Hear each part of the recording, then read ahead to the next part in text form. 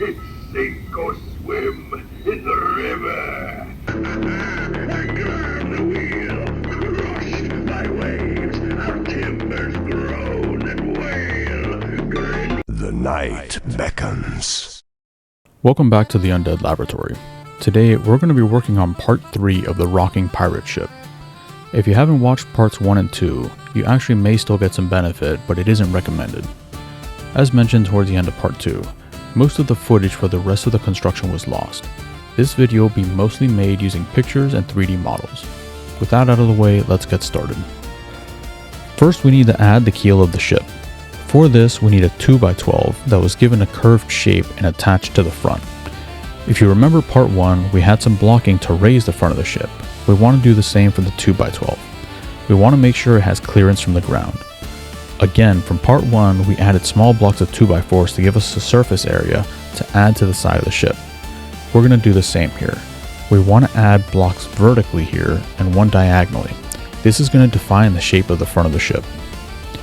Now comes the more tedious part and the idea that inspired all of this. We're going to need plywood and a decent amount of it. For this in particular, 5mm thick plywood works best, but 1/4 inch is pretty close. The sheet comes in 4 feet by 8 foot sheets, and what we need is about 6 inch by 8 foot strips, so we're going to need to do a lot of cutting. Each sheet will need to be cut 8 times if memory serves. We're going to need about 20 strips per 1/4 of the ship, or about 80 for the surface. This is based on my size ship, so I wouldn't read too much into this.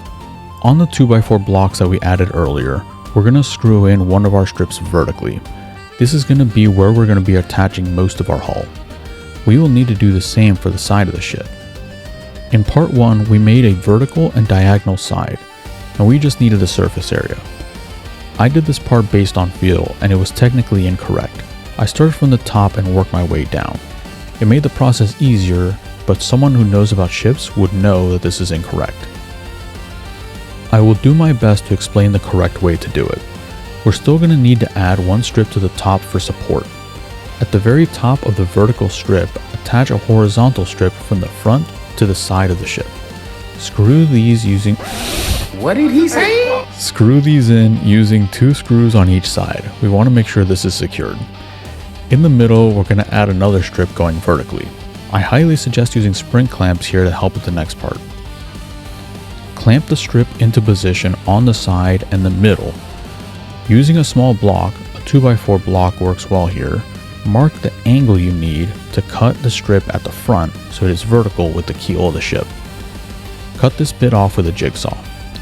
Now you're going to want to move the strip over so the angled cut lines up with the keel. When you're happy with the placement, screw the strip into place, but before screwing in the side, cut off any extra material.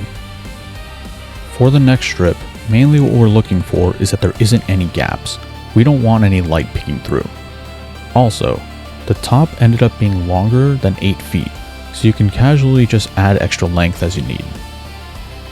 Other than that, we're just going to keep doing this over and over again until we reach the top.